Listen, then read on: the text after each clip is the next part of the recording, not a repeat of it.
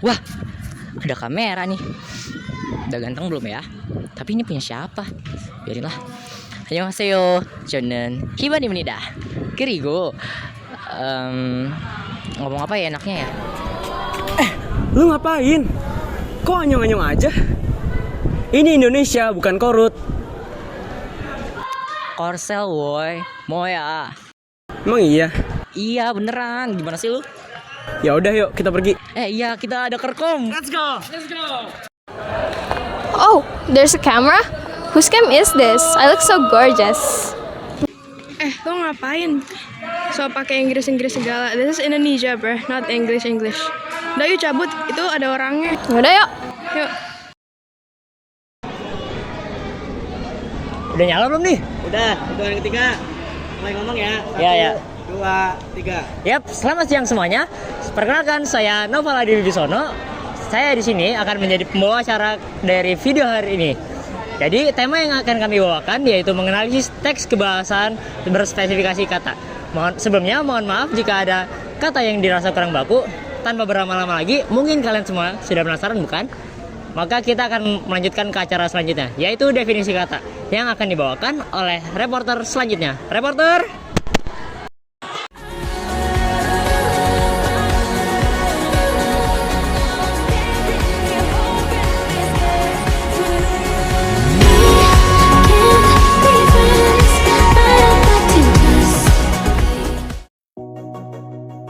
Selamat siang semuanya, perkenalkan nama saya Muhammad Hiban Firzatullah selaku reporter yang akan membantu kalian dalam acara hari ini. Jika kalian perhatikan dari tadi, banyak sekali kalimat yang telah dilontarkan. Dalam kehidupan, bahkan dalam sebuah kalimat, terdapat sebuah kata. Ya, kata. Apa sih itu kata? Kata adalah kata atau satuan bahasa terkecil yang menjadi bagian dari sebuah kalimat dan memiliki makna. Kalian sudah mendengarkan pengertian definisi kata dari Hiban selaku reporter. Maka di sini saya akan menjelaskan kepada kalian fungsi utama dari kata. Jadi, kata fungsi utamanya adalah sebagai penyusun struktur kalimat. Kata sebagai fungsi tergantung dari predikat, subjek, objek, ataupun keterangan. Tapi itu semua tergantung pada jenis dan posisinya dalam kalimat.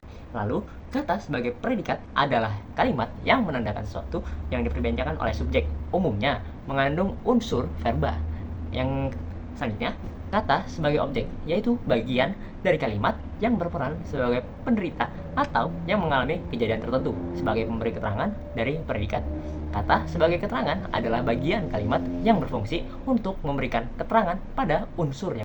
Oke, selanjutnya kita akan membahas tentang jenis-jenis kata. Kata tidak hanya terdiri dari satu jenis saja, melainkan dari banyak jenis. Yang pertama ada nominah atau kata benda. Kata benda biasanya digunakan untuk menyatakan orang, tempat, benda, atau suatu hal. Yang kedua ada kata kerja atau verba. Verba biasanya digunakan untuk menyatakan suatu keadaan, kegiatan, atau tindakan, dan juga proses. Yang ketiga ada kata sifat atau adjektiva. Biasanya digunakan untuk menyatakan sifat atau menggambarkan suatu keadaan dari sebuah benda. Lalu yang keempat ada adverbia. Adverbia atau kata keterangan biasanya digunakan untuk memberi keterangan dari kata benda, kata sifat, atau sebuah kalimat. Jenis kata kelima ini ialah kata ganti atau pronomina yang menggantikan kata benda atau nama orang. Contohnya adalah saya, kamu, dia, mereka, ini, itu. Lalu, jenis kata yang keenam ini kata sambung atau konjungsi, menghubungkan antar kata, frase, atau kalimat. Contohnya itu ada dan, atau, karena, tetapi, sehingga. Kemudian, jenis kata yang ketujuh ada kata depan atau preposisi. Kata yang diletakkan di depan kata lain untuk menunjukkan hubungan tempat, waktu, atau sebab akibat. Contoh, di, ke, dari, pada, dengan. Yang kedelapan dan yang terakhir ada kata seru atau interjeksi, digunakan untuk mengungkapkan perasaan atau bahkan reaksi spontan. Contohnya seperti aduh, wah, astaga, hore, dan lain sebagainya. Oke, setelah penjelasan tentang jenis kata selesai, mari kita lanjut ke analisis. Sebelumnya, mohon maaf dikarenakan kita berhalangan untuk datang ke tempatnya, jadi kami menganalisis tempat tersebut melalui video kanal YouTube dan dianalisis oleh anggota tim kami dalam bentuk teks. Untuk melihat hasil analisis, mari kita simak reporter selanjutnya. Oke, sekarang kita akan menganalisis tentang teks laporan hasil observasi pemandian Ayah Ange tentang unsur kebahasaannya. Di sini terlihat pada definisi umum ada jenis kata benda seperti Ayah Ange maninjau, air panas, dan Kabupaten Agam. Jenis kata yang kedua yaitu kata kerja, ada terletak dan menjadi. Lalu yang ketiga ada kata sifat, yakni alami, hangat, dan unik. Dan yang keempat ada kata keterangan, yaitu langsung. Yang kelima ada kata ganti seperti ini, yang, dan nya. Keenam ada kata sambung seperti dan atau serta. Yang ketujuh ada kata depan yaitu di dan dari. Untuk analisis selanjutnya kita serahkan kepada reporter kedua. Dalam deskripsi bagian, di poin pertama terdapat jenis kata, yakni kata benda, kolam, mata air panas, pengunjung, keluarga. Kedua, kata kerja, dialiri, digunakan, berendam. Ketiga, kata sifat, utama. Keempat, kata keterangan, langsung, sering. Kelima, kata ganti, yaitu nya. Keenam, kata sambung, yaitu dan. Ketujuh, kata depan, dari, di.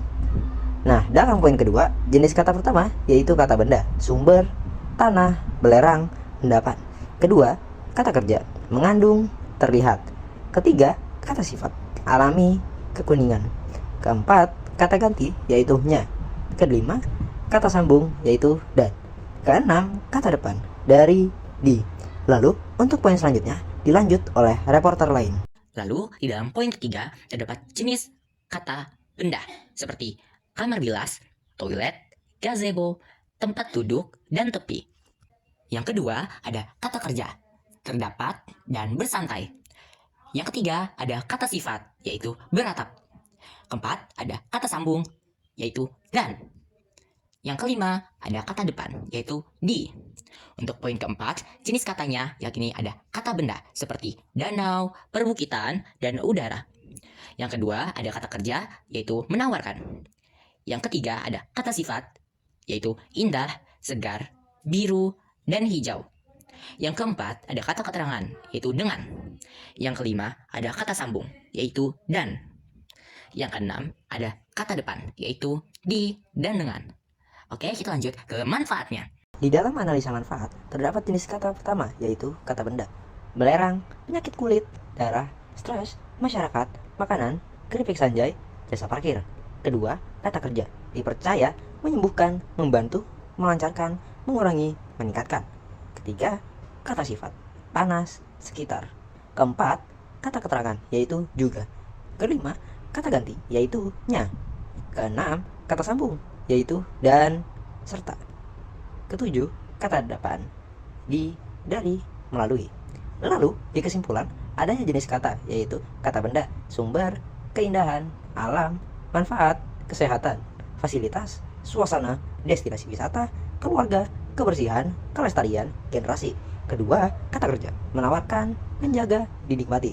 Ketiga, kata sifat, alami, asri, baik, cocok. Keempat, kata keterangan, hanya, juga, terus. Kelima, kata ganti, ini, yang, nya.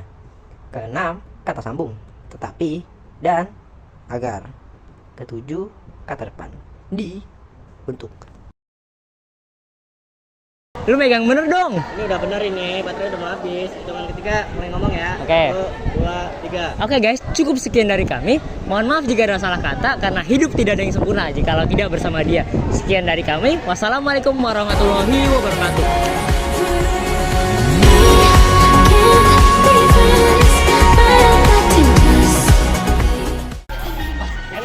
Kamera siapa ini?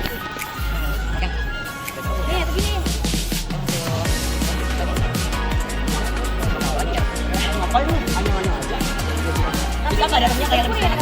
Ngapain? Siapa ini?